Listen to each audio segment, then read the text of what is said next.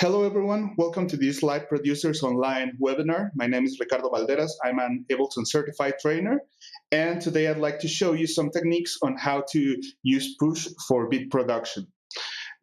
First, I'd like to show you a little bit of how Push is laid out. On the top section, we have our screen, which will give you visual feedback on all of Push's and Live's functions.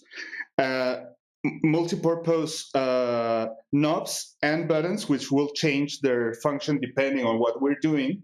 And to the right, we have our mode selection buttons, which will let us see our devices, see our mixer, our clips, which are musical ideas, which we have recorded into Live, and a browser button, which will allow us to add effects, instruments, audio files into our session.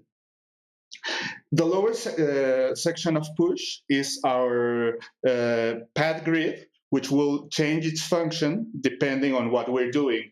If we're playing an instrument, it will give us an interface to play that instrument, be it melodic or percussive. And we have the session button, which will allow us to launch our clips, our musical ideas. Okay, so how can we start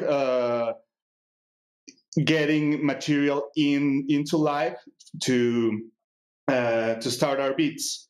The first thing I'd like to show you is how we can sample of external sources like instruments. In my case, I have a turntable with a vinyl record, this one, and I'd like to bring some sound from that record into Live, into Push to start messing with it.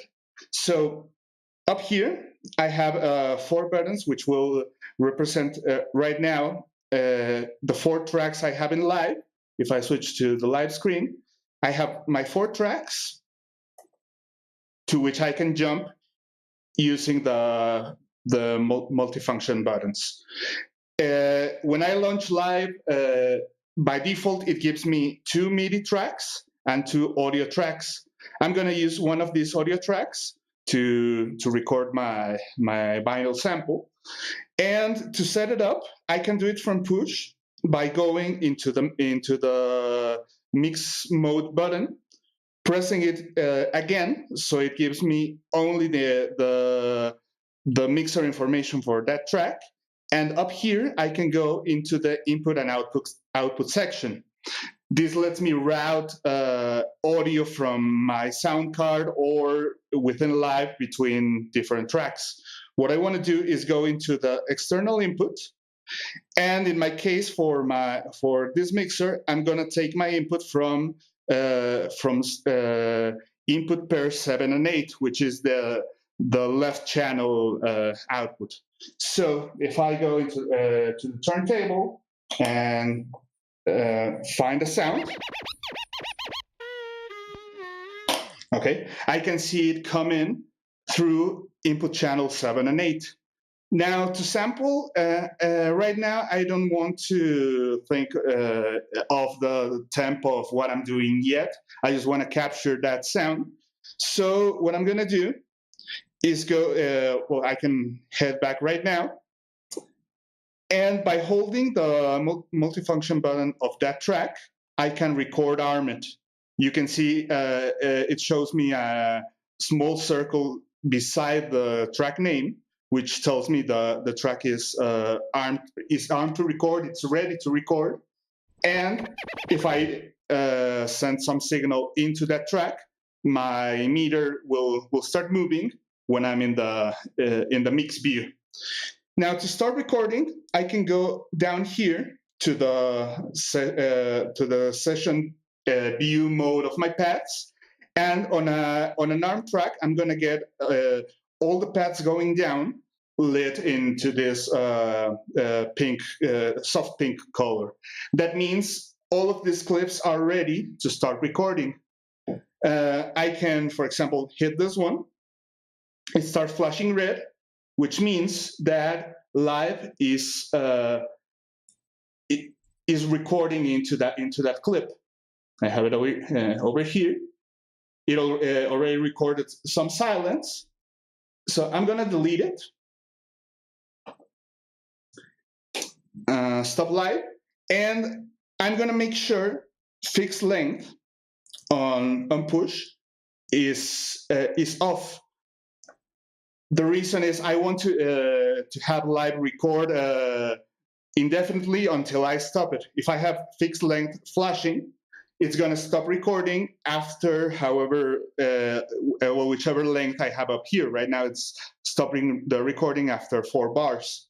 So I make sure it's off, it's not flashing. And when I start recording, if I go into clip view, I can see how it's adding audio content it's receiving live into this clip. So I can launch the sound I wanted to sample from my vinyl.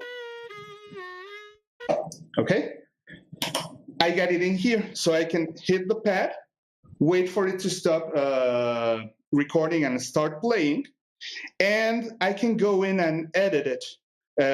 If I go into clip view, I can use the loop position to cut the beginning and the loop length to cut the end, if you want to cut it into a clip.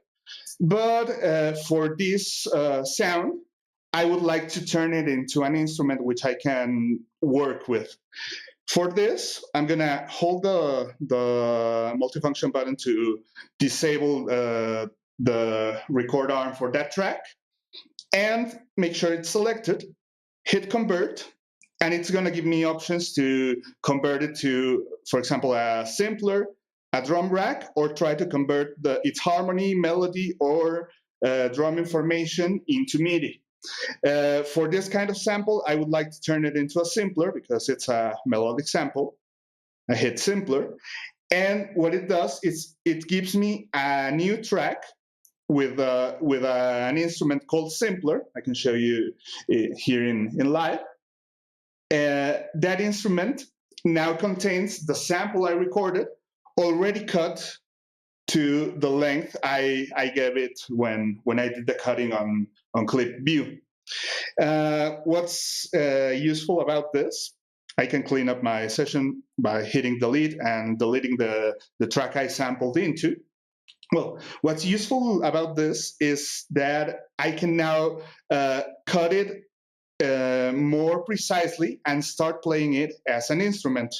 For example, if I go down here into the note mode, my grid is going to give me this layout in which I can play the sample melodically.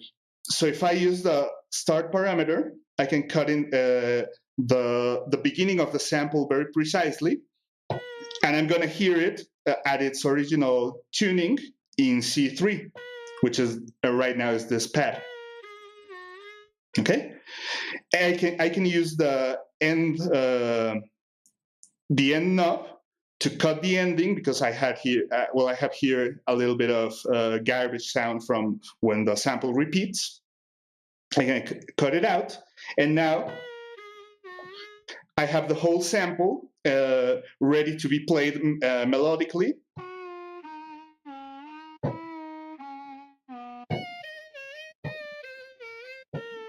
I can use my grid to change the sample's pitch.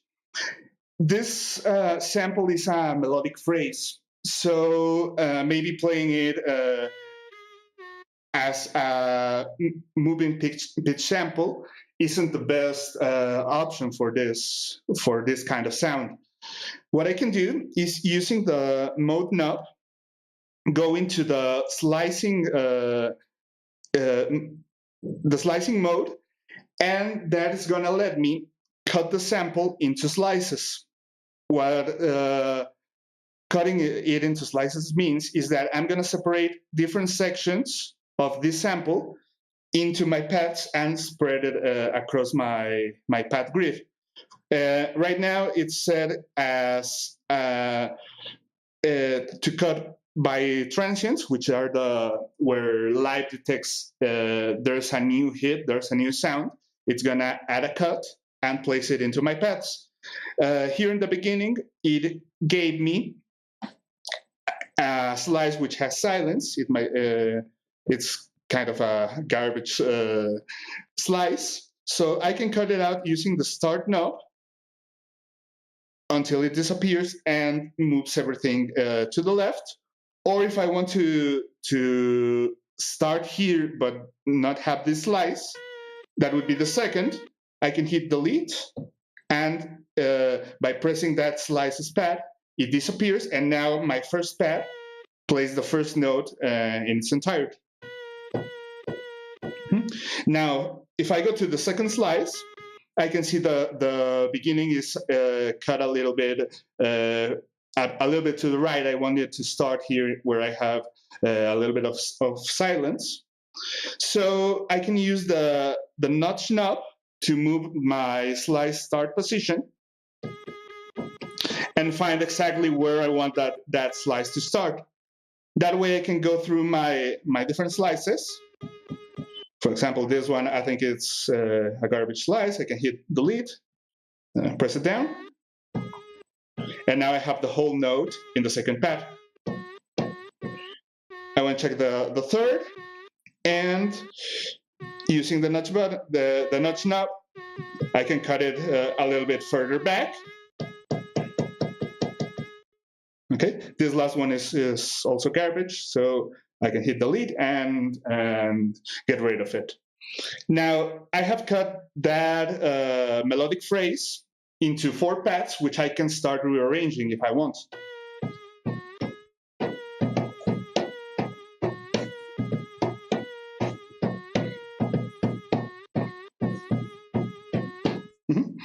And that's how we can start playing around with sampled material, right? This is one of the classic ways to work with sampling is recording stuff of vinyl records, of cassettes, any medium that can capture sound can be sampled in and played with. But I would like to show you a way in which you can sample yourself. This idea, well, I got it from Spoon. He released a video with Ableton where he talks about sampling yourself.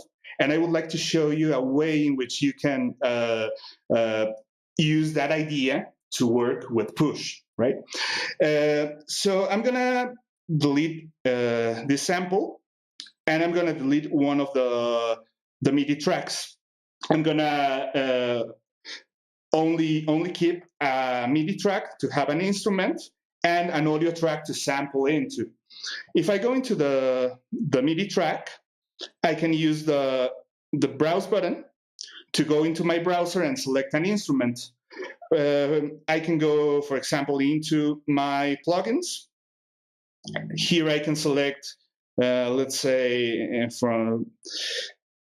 I think it's the Stage 73 from Arturia, which is a Rhodes emulator. Something very simple. I don't want to fiddle around with synthesis right now. I just want an instrument I can play with. And I can set it so my audio track receives the signal from this instrument and records it as a sample, right? The easiest way I've found with push without going into live is to simply record MIDI into this MIDI track, then transfer it as audio into the second track. We can set it up by doing the same we did before. Go into the audio track. I can maybe change the color by holding Shift and hitting the track button. Let's make it green so it's a little bit clearer. And if I go into my mix section, hit it again, go into the input and output panel, I can select its input to come from the Stage 73 instrument. Now, when I play something in Stage 73, I can capture it into this new audio channel. Now, I can go back to the MIDI channel and start recording and improvising. For example, I can go to the scale button, change the scale in which my grid is gonna be laid out. The notes it's gonna let me play. Let's try, for example, A, and change the scale to minor. Now all the notes I play down here are gonna fit within that A minor scale.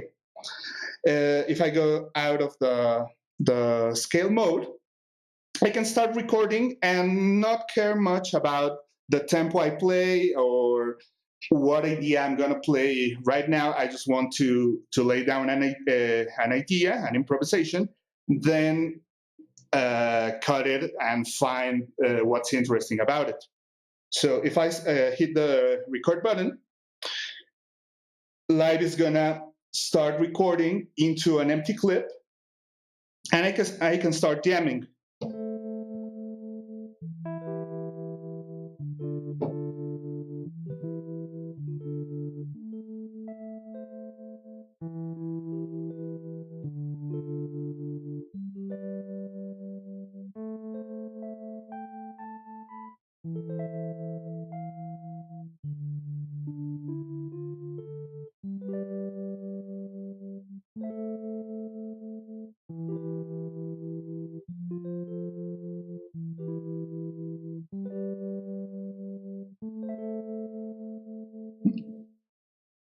Okay, I can hit play to stop the recording.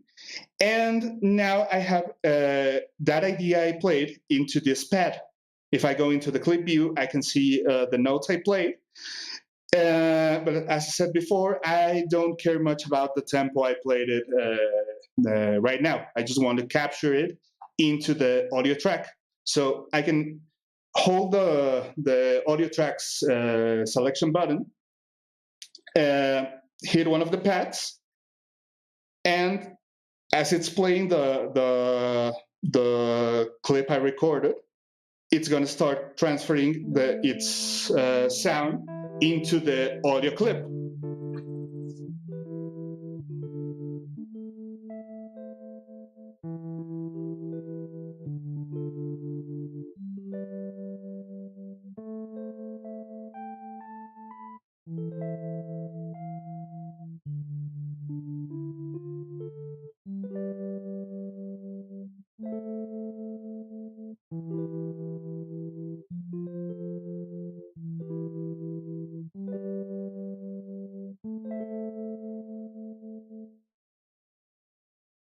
Okay, I think that's where I ended improvising.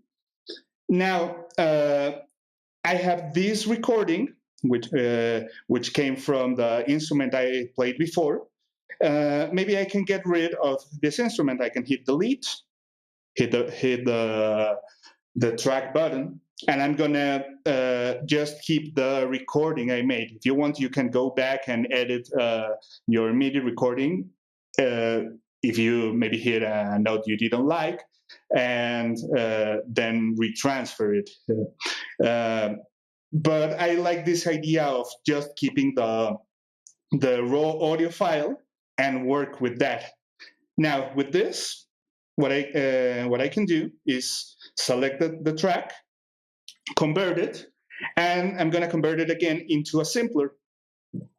This gives me a new MIDI track with that sound already loaded.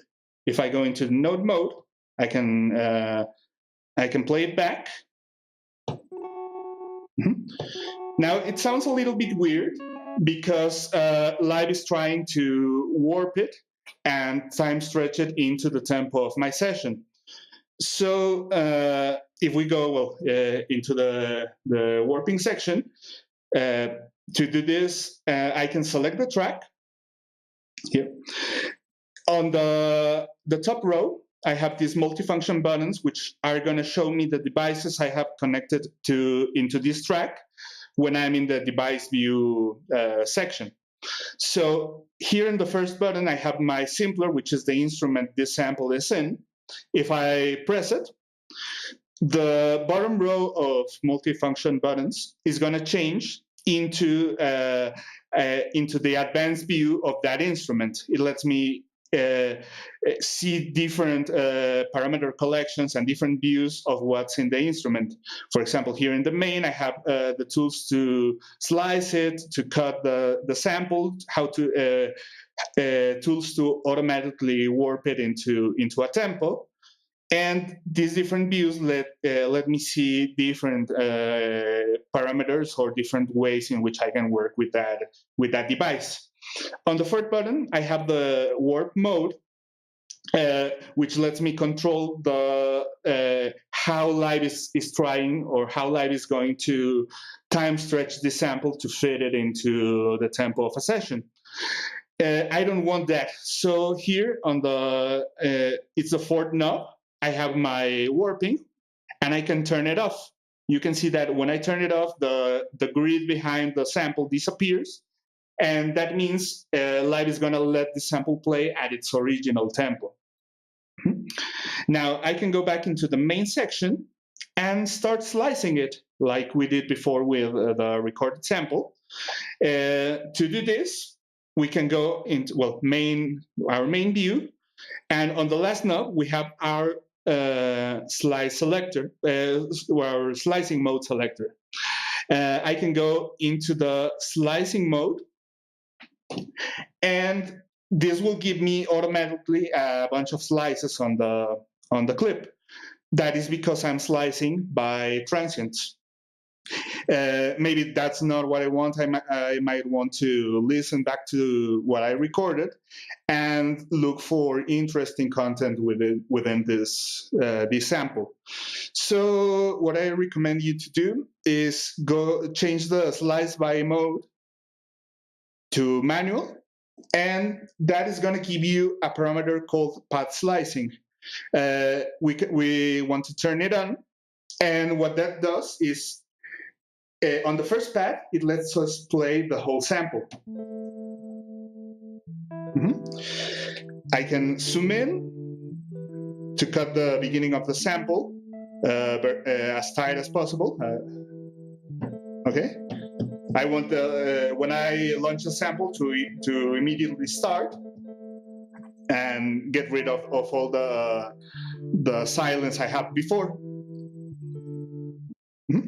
Now, in manual mode with path slicing on, you're gonna see your the pad next to the last one, which has a slice, is gonna start flashing. This lets us cut the sample manually by hitting and any empty pad is gonna create a new slice. So let's say I play the sample.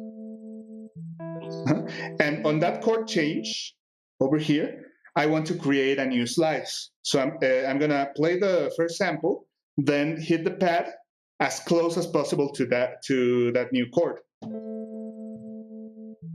Okay, can hit it here, and now my second pad has that new chord. I can edit it by using the notch knob.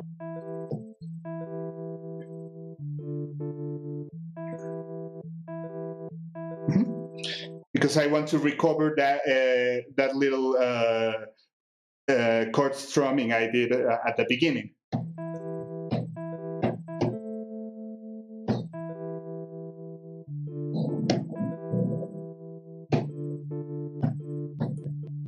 I have a little click at the beginning of this sample. I can cut it a little bit back to get rid of it.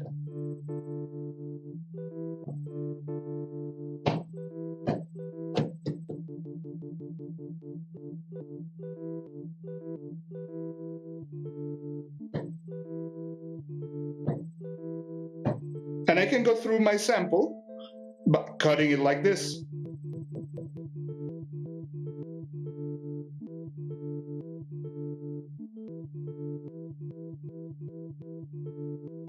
If you're having trouble getting rid of clicks at the beginning or at the end of a sample, you can go into the envelopes view and add some fade out. Maybe I can add 4 or 5 milliseconds, and this is gonna fade out the end of the sample or fade out the beginning. Usually For sampling, I use values between, well, around 1 millisecond for the beginning. So it starts fast, but gets rid of any clicks at the beginning, and around 5 milliseconds for the end, unless I want a sample to trail off a little bit slower. This gets rid of the click in this pad, and I can go through the rest of the sample, finding where I did interesting stuff, where I changed the chord, where I played some melodic ideas.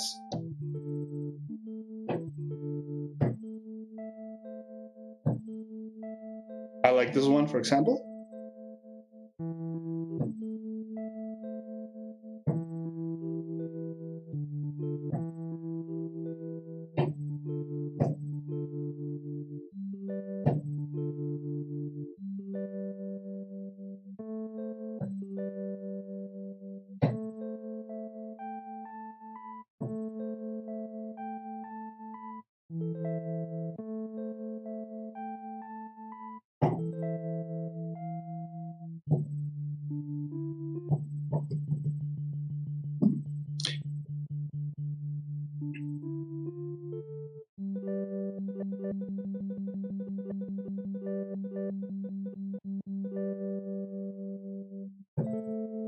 Okay, I could go on cutting the rest of the sample, but I'd like to check what I have here. And this is where this idea gets interesting, because I recorded something at a tempo, but now that I have it sliced into different paths, I can replay this idea however I want. So I can start jamming around and finding how to turn that recording into something useful, something I like, and something that can be at any tempo, different from the original recording.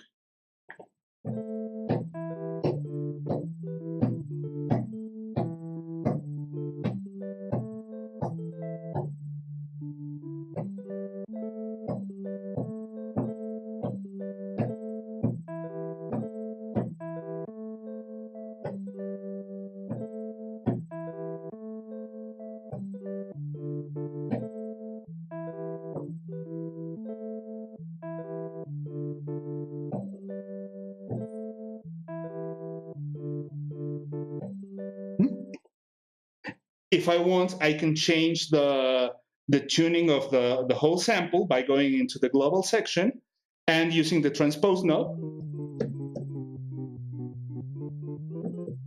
move the whole recording up or down.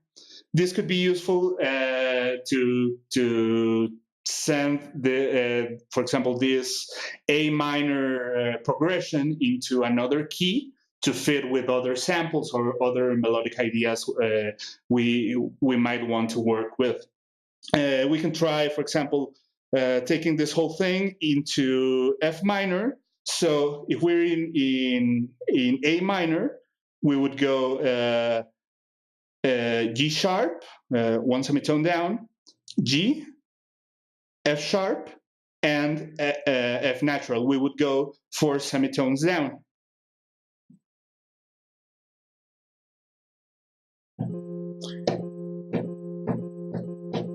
Okay, now this chord, which I think originally I played an A minor, is an F minor, and everything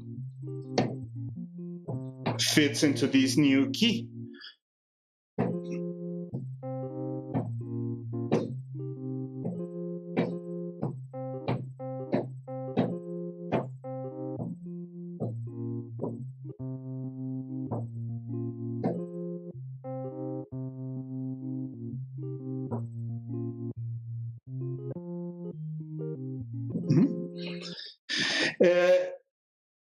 I'm going to try laying down a chord progression using these pads. And for this, I'm starting to get the idea of what tempo I want to play at.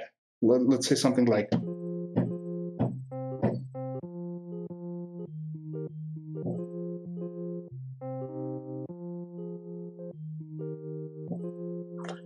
I have something like this. 3, 4, 2, 2, 3, 4. Okay, so I can use my tap tempo button to lay down the tempo I want to play at by hitting it in time. 1, 2, 3, 4. 1, 2, 3, 4. And that is going to change the tempo in live. Now, if I turn on the metronome, I get this tempo reference.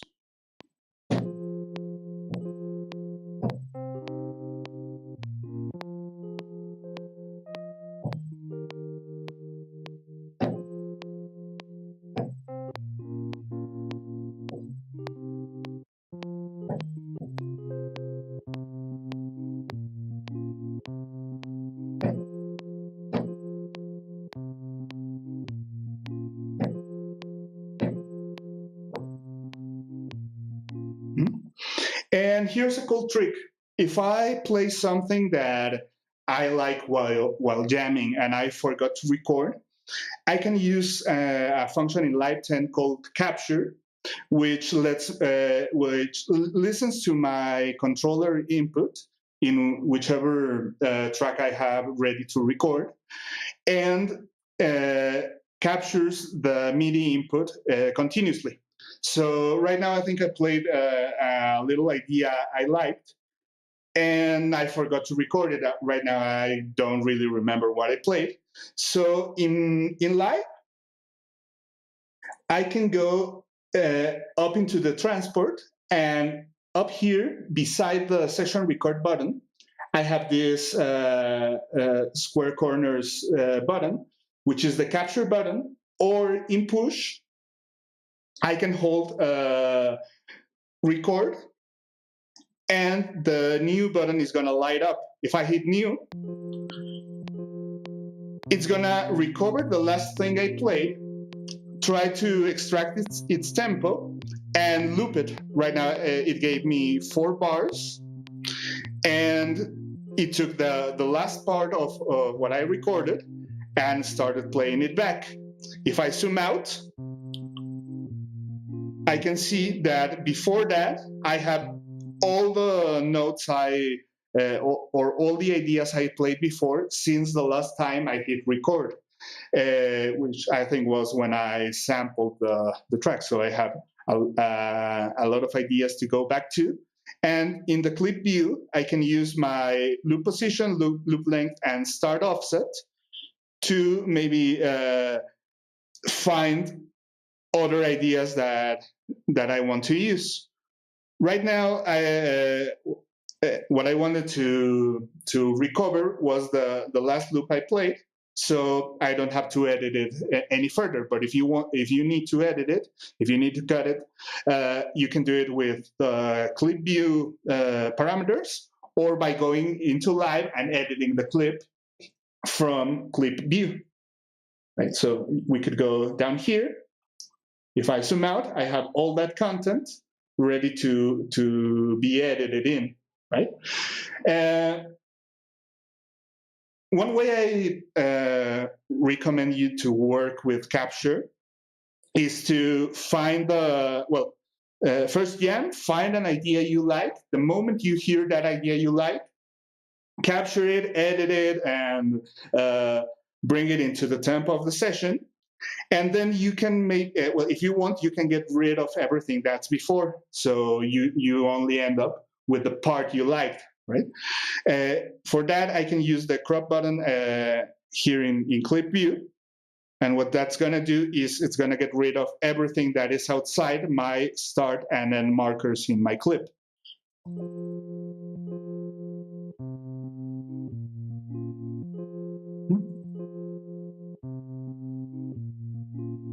And now I have an idea I can start playing off and start building ideas around, right? So this is a way in which you can work with samples, by sampling yourself, by sampling other records material. You can bring anything, field recordings, vinyl records, cassettes, any sound source you find. Maybe you can sample stuff off your cell phone with an app, and then bring it into live to start messing around with it. Another thing we could do is try to sample of our musical library, for example.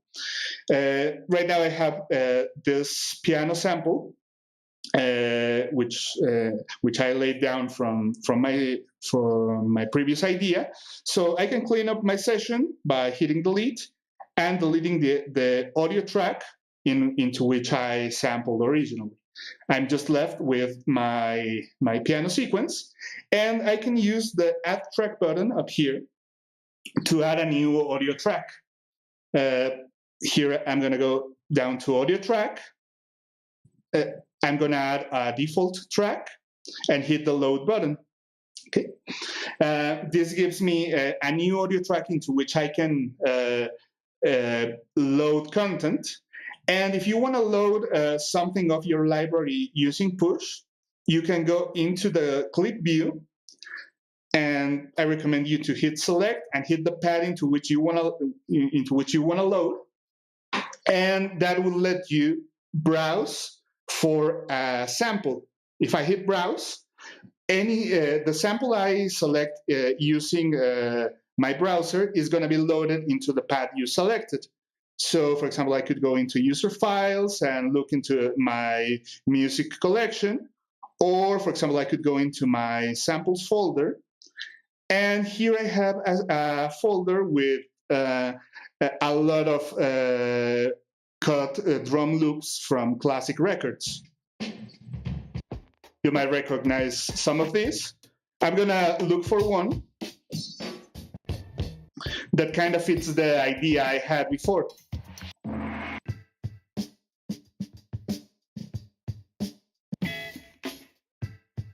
Maybe I think this one might work. If I hit load, that clip is loaded into the pad I selected. So I'm gonna hit the stop all clips button, and just to make sure the track with the piano isn't playing when I'm working with the drum loop. If I zoom in again, I can cut the start and the end, but I want to skip the cutting from the clip view and go straight into simpler. I'm gonna select it, convert to simpler. That gives me a new MIDI track ready to start working. If I want, I can delete the track in which I loaded the sample. And if I go into notes mode, I can start working with the sample. I'm just going to make sure I go into scale mode, switch momentarily to C, and I'm going to set it to major just to make sure I have C in this center pad.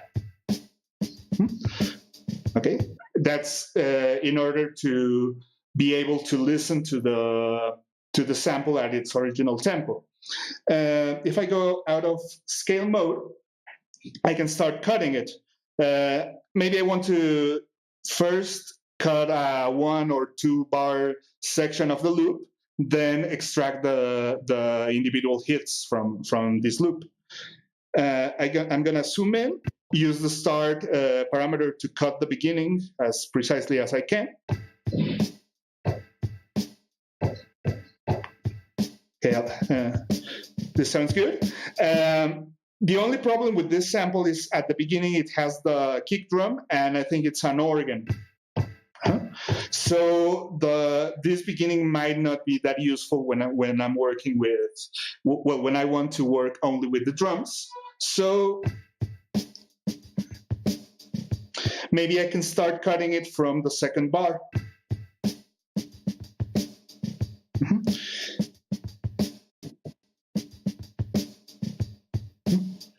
I'm gonna find the beginning of that second bar and cut it as precisely as I want, using both the zoom knob and the start knob.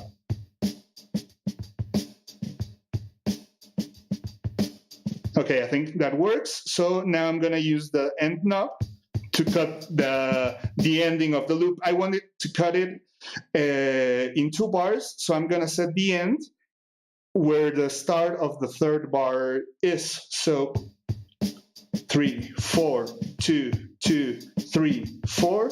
It would be this hit right here.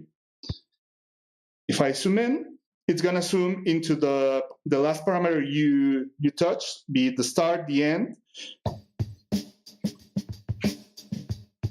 So I can use the end to find that hit I want. It's this one. I'm gonna cut into it, and I can zoom in and cut it more precisely, right?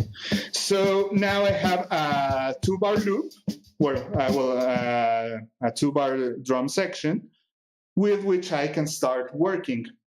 If I go into the advanced view mode of the simpler, I can use the main section or the warp section to extract the tempo automatically of this 2-bar loop.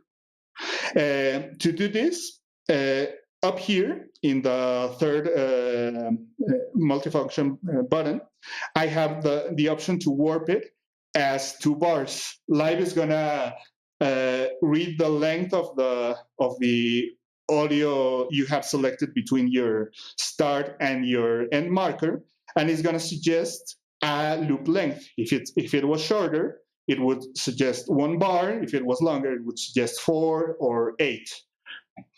So if I hit this button, you can see behind the waveform, I immediately get a tempo grid where it tells me that this hit is the first beat, this is the second bar, and what it's done is it's brought the loop and matched it to the tempo of my session. You can hear now it's playing a little faster. And from here, I can start working with it. For example, I can go into the slicing mode, and by slicing by transients, it's gonna cut each hit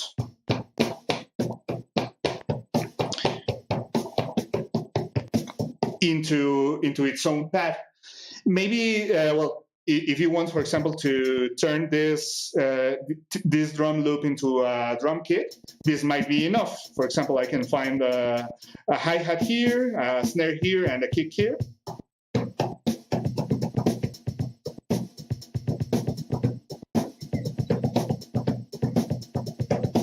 And start playing around with them. But if I want to keep, in a way, the groove of that loop, I could try other ways of slicing it. For example, I can slice it by beats, and this is going to give me a rhythmic subdivision in which it's going to slice the loop. Right now, it's slicing it by fourths. So I can play in time. 1, 2, 3, 4, 2, 2, 3, 4.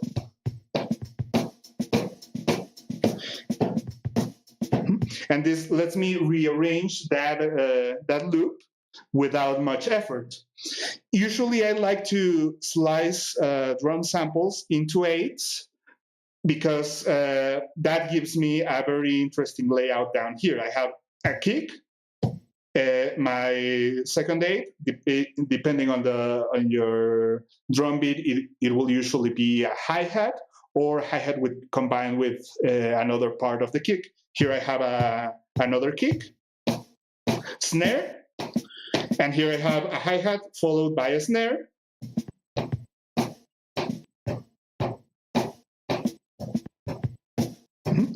And if you notice, all my main snares, the ones that hit on 2 and 4, are in this row. So you can have your snares here in this row, and the rest of the percussion usually lines up as kicks or variations of your first hit. Your second eighth, which usually will be hi-hat combined with another part of the percussion. And on the fourth row, you usually get hi-hats or snare rolls.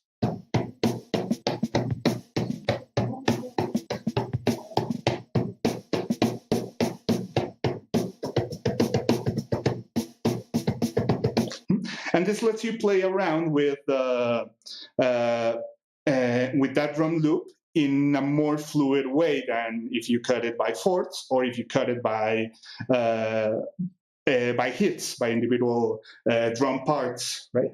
So with this layout, we can start working with this drum loop.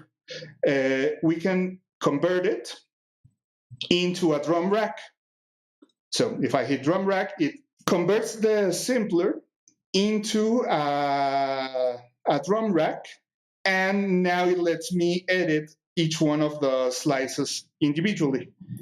For example, if I hit shift, now I can change the color of that pad to reflect that all of these are snares. I can find, for example, this kick, turn it purple. This one is also a kick, maybe. I can color code my drum kit however I need. If these are like snare rolls, I can make them maybe this kind of yellow. This one is also a snare roll. I have a hi-hat with a kick. I can make that, for example, a different color. I can make it this kind of bluish green. I have a kick over here, another one. And this lets me have a faster understanding of what I have in my sliced loop.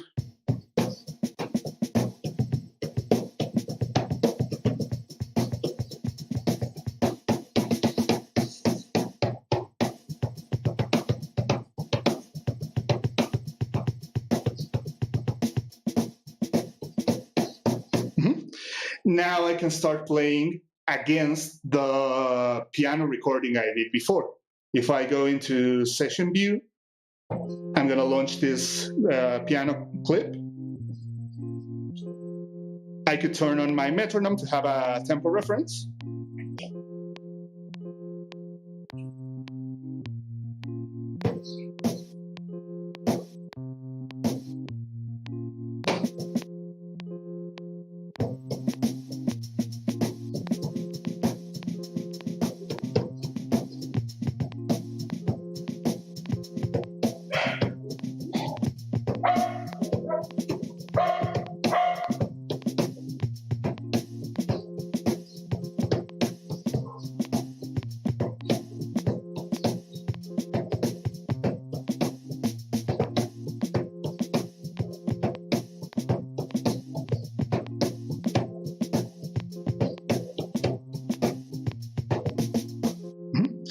And again, if you forget to record and start jamming or find an idea you like, you can, by playing your session, you can use Capture to grab ideas as they come. So let's say I found a beat I liked. I can start playing my session.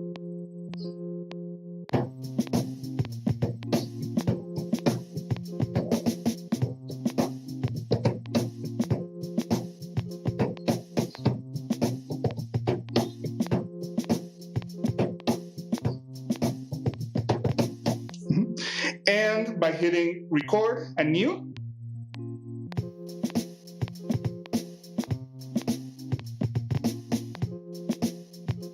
it automatically took the notes I played and cut it into right now it's a 4-bar loop.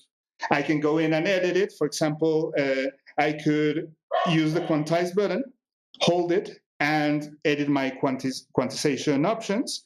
I want it to quantize to 16ths, but I don't want it to be like a straight quantize where it takes away all of the motion of notes I played a little bit before the beat or after. So I can turn down the quantize amount maybe to 40%. And now, if I zoom in and hit quantize, you're going to see a few of the notes move a bit closer to the grid.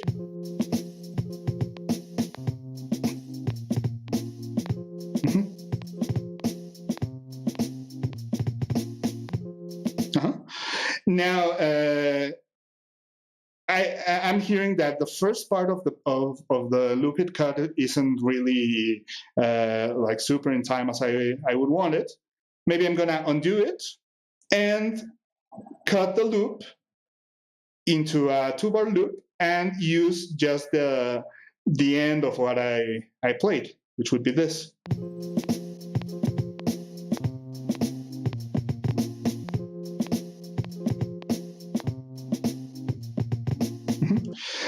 I'm seeing that what I played is a little bit after the click. So if I want to do more in-depth editing, I can go into live, and by selecting this clip, I can select all the content and just move it a little bit back, so it keeps the tempo and the groove of what I played. But now the first hit is in time with my click.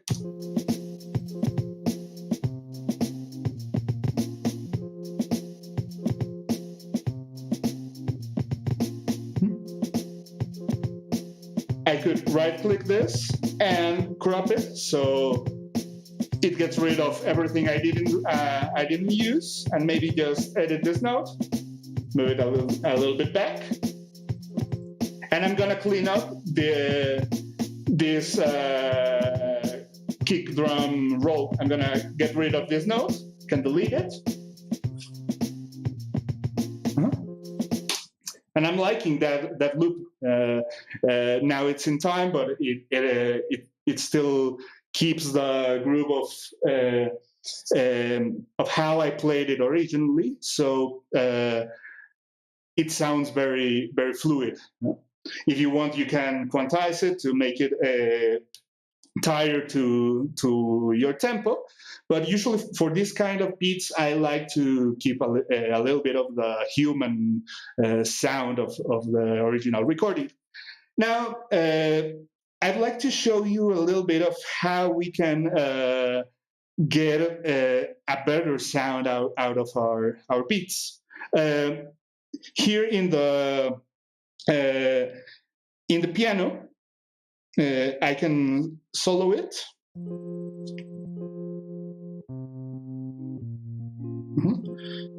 And I like the sound of that piano recording, but I would like to add a little bit of interest to it.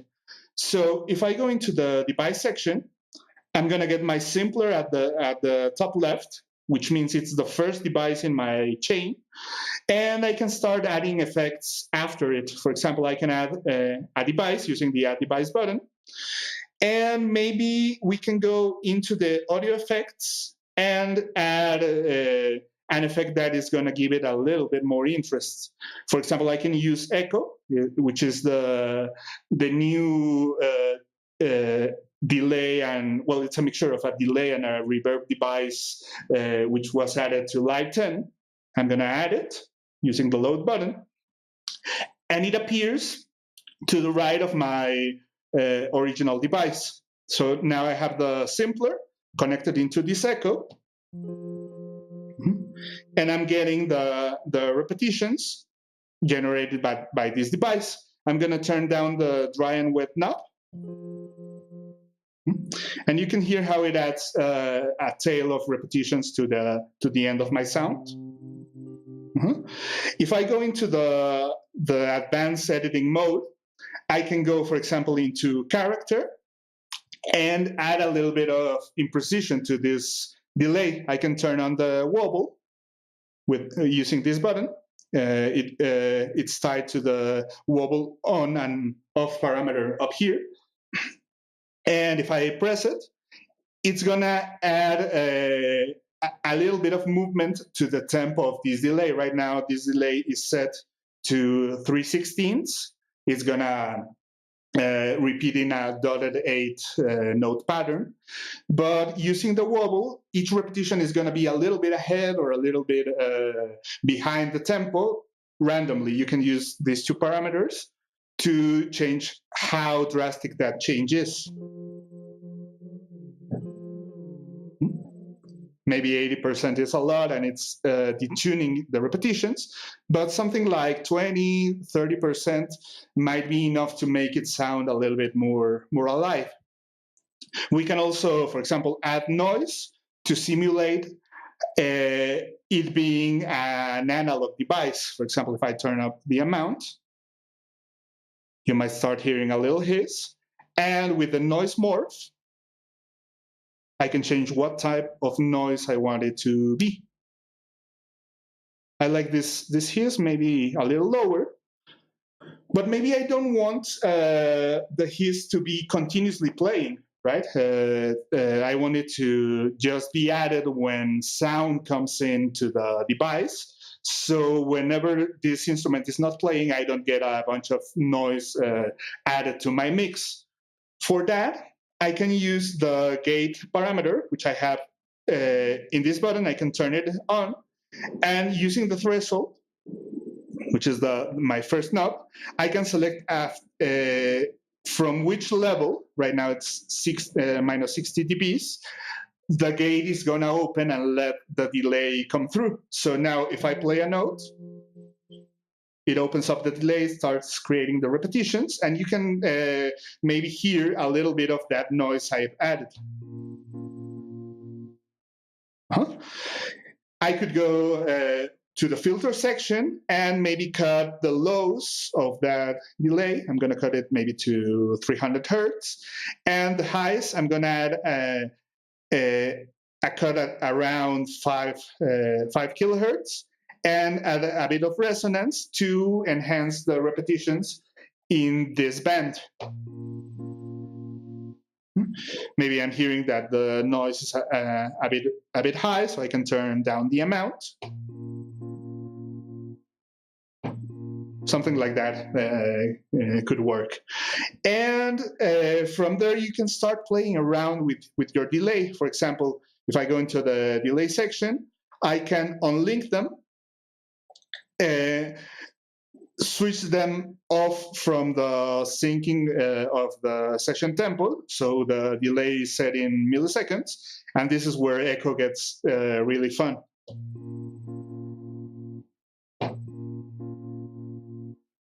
I'm going to add some feedback so it gives me more repetitions.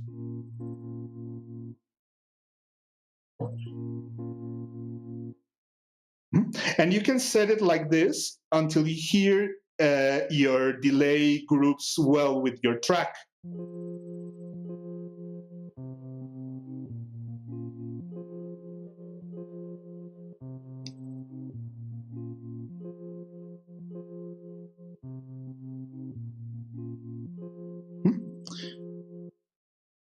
It's a good way to add life to your delays. And with these two devices, I've made the original recording of the piano a little bit more interesting. And I can add stuff after the echo. If I wanted to equalize the sound, I could add an equalizer after. Or, for example, one of a very popular plugin is OTT. Maybe you've heard it being used in a lot of producers' toolbox. And what I've built is a mapped version of that live preset, which lets us control the highs, mids, and lows of that OTT. So to access it, what I've done is, if I go into a device, using Live10's collections, I've added a bunch of my favorite presets, devices, and instruments and sounds into these collections. I have a favorites collection, a collection of cool sounds I've found, collection of devices, tools to build drums.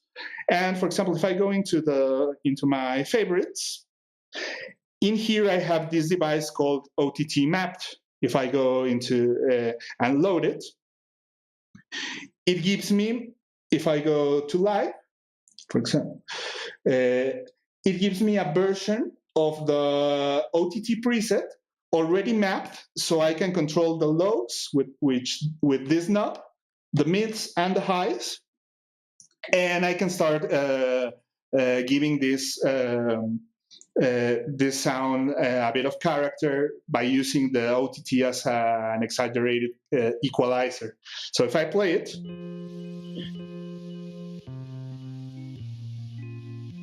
suddenly the noise comes up much higher, but I can tweak it using the highs. Maybe give it a bit of emphasis on the mids. And maybe I want to turn down the lows to clean up the low end of my sound. And once I have it sounding interesting but super exaggerated, I can use the amount knob to dial this effect back. So if I go amount to 0%, I have my original sound.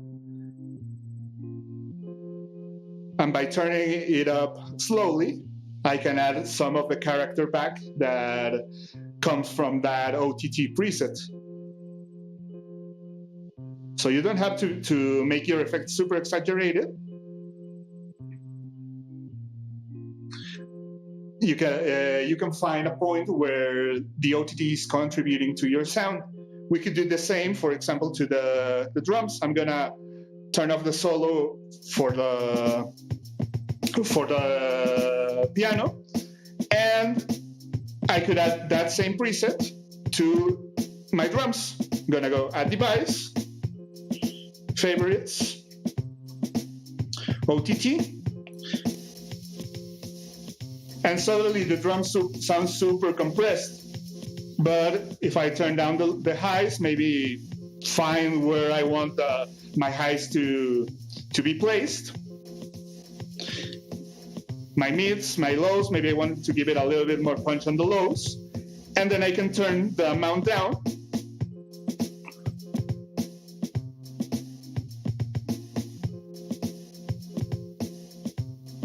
In order to use OTT as a coloring tool, right? That's the best way I found to use this preset, by mapping it like this and being able to tweak the highs, mids, and lows separate to the amount. We're gonna put this preset, this map OTT on the site for you guys to download it. So check it out in the comments of the video. From here, we can start working on our sound. For example, after the OTT, I can add a device. I'm going to go into my favorites or my audio effects. And here, for example, I can add a drum bus. I'm going to hit load. And now I have the instrument, which is the drum rack we created, the OTT, which we can select and go edit by pressing its corresponding button. And I can go into my drum bus at the end. Drum bus is a multi-effect tool designed to work with drums.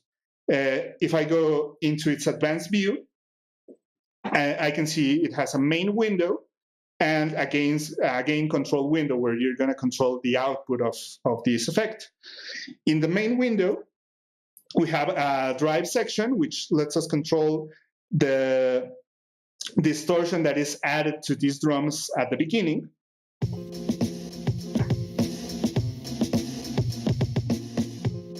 You can make this distortion soft, medium, or hard distortion. It's going to give you different harmonics as you turn up the drive.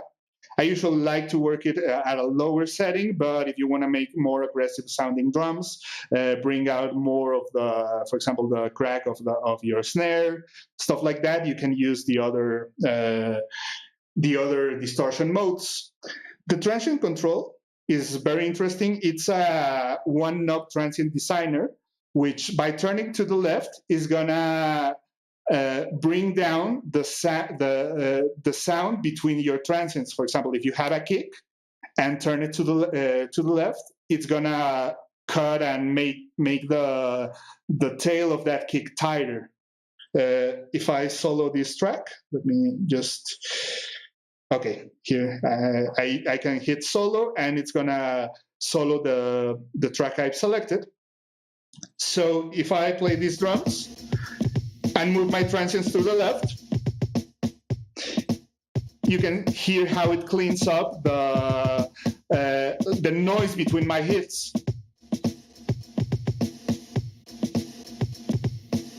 And to the right, it's gonna both enhance the transients, the peaks of each hit, and enhance also the sound between those hits.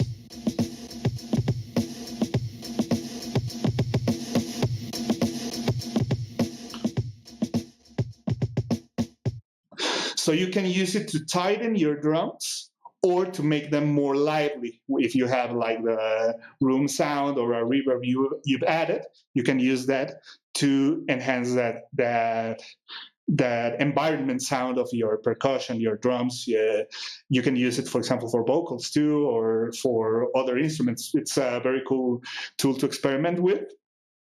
Then the crunch is gonna modify how the preset interacts, the plugin interacts with your mid-highs. It usually changes how the crackle of a snare sounds. It makes it brighter.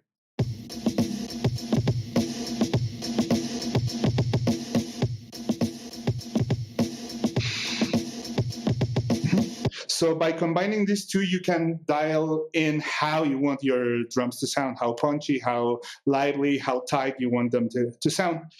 The boom section, which is from the fifth knob to the right, adds a sub-oscillator to the incoming sound, which is triggered by the low frequencies. So you can use it, for example, to add a boom to a kick to make it punchier in the lows. It's very useful, for example, for hip hop, trap, for those kind of sounds. And the cool thing is you can tune it to a frequency, or in live you can tune it to a note. Let's say I play this drum loop, and you might want to listen to this on monitors.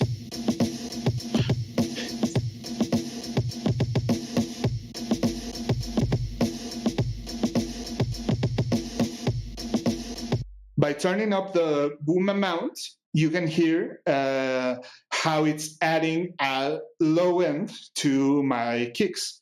Using the boom audition knob, we can hear what it's doing isolated.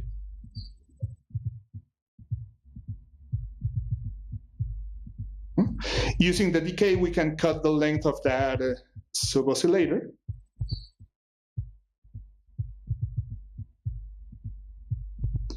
And using the frequency, we can tune it. Now, if I go to live,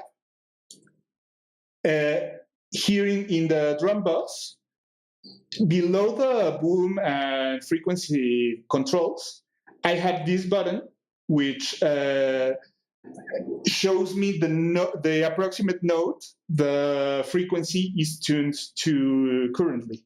So let's say I know I've been working in F minor by changing the key of my original sample. So I can move my frequency until I see here that it's telling me I'm around F0, a little bit sharp.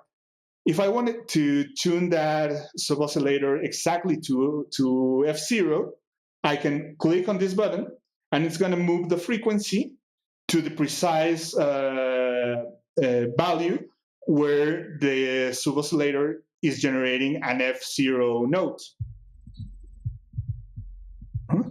Now, if I turn off the boom audition,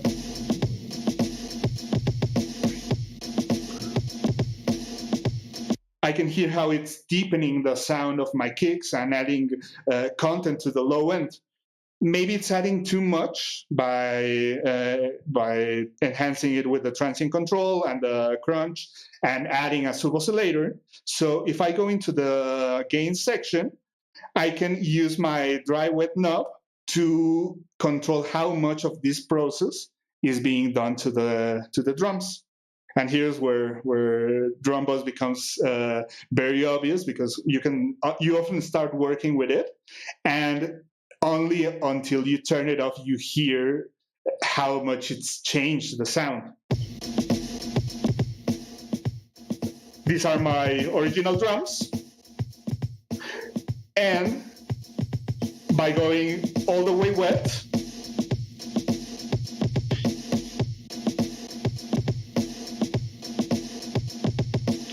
you can hear how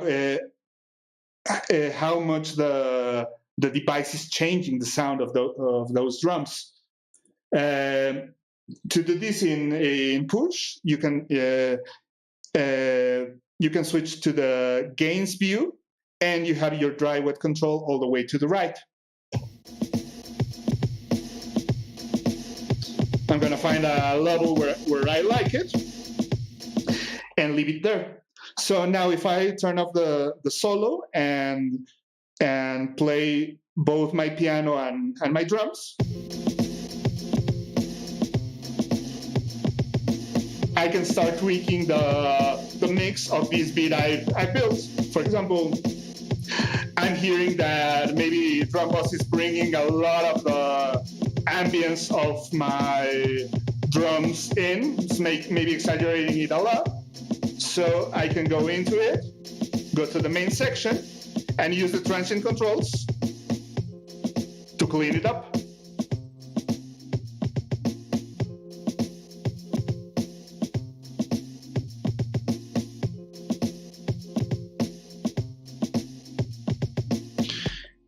And that's how you can start tweaking your mix and dialing the right sound for each one of your instruments. Well, I think that's gonna be it for today. Hope you enjoyed this presentation and found something useful. If you have any doubts, you can post them to the comments in the video, or hit us up at liveproducersonline.com, where we have a forum full of Ableton specialists, certified trainers, which can help you solve